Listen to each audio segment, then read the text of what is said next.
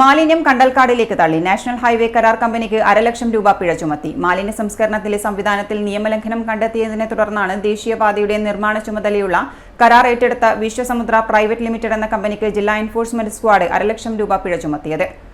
Pappinisseri തുരുത്തിയിലുള്ള work സൈറ്റിലും തൊഴിലാളികളുടെ താമസ സ്ഥലത്തും ജൈവ അജൈവ മാലിന്യങ്ങൾ വേർതിരിച്ച് സംസ്കരിക്കാനുള്ള സൗകര്യങ്ങൾ ഏർപ്പെടുത്തിയിരുന്നില്ല. ഭക്ഷണശാലയിലെ മാലിന്യങ്ങൾ തരംതിരിക്കാതെ കൂട്ടിയിട്ട നിലയിലാണ് തദ്ദേശ സ്വയംഭരണ വകുപ്പിന്റെ ജില്ലാ എൻഫോഴ്സ്മെന്റ് സ്ക്വാഡ് കണ്ടെത്തിയത്. പരിസരവാസികളുടെ പരാതിയെ തുടർന്നാണ് ജില്ലാ എൻഫോഴ്സ്മെന്റ് സ്ക്വാഡ് സ്ഥലത്തെത്തിയത്. ഭക്ഷണശാലയിലെ മലിനജലം നേരിട്ട് പുഴയോരത്തെ കണ്ടൽക്കാട്ടിലേക്ക് ഒഴുക്കിവിടുകയായിരുന്നു. കുപ്പികൾ, പ്ലാസ്റ്റിക് കവറുകൾ, സിമന്റ് ചാക്കുകൾ, കയ്യുറകൾ, കുടിവെള്ള കുപ്പികൾ എന്നിവയും കണ്ടൽക്കാട്ടിൽ നിക്ഷേപിക്കുന്നതായും കണ്ടെത്തി. തൊഴിലാളികളുടെ താമസ സ്ഥലത്തിന് പിറകിൽ സെപ്റ്റിക് ടാങ്ക് പൈപ്പ് പൊട്ടിയൊലിച്ച് ദുർഗന്ധം വമിക്കുന്ന നിലയിലായിരുന്നു. പഞ്ചായത്ത് രാജ് ആക്ട് അനുസരിച്ച് വിശ്വസമുദ്ര കമ്പനിക്ക് 50,000 രൂപ പിഴ ചുമത്തി തുടർ നടപടികൾ സ്വീകരിക്കാൻ സ്ക്വാഡ് പാപ്പിനിശ്ശേരി ഗ്രാമപഞ്ചായത്തിന് നിർദ്ദേശം നൽകി. കണ്ടൽക്കാട്ടിൽ നിക്ഷേപിച്ച മാലിന്യങ്ങൾ 7 ദിവസത്തിനകം സ്വന്തം ചെലവിൽ നീക്കം ചെയ്യാനും സ്ക്വാഡ് നിർദ്ദേശിച്ചു.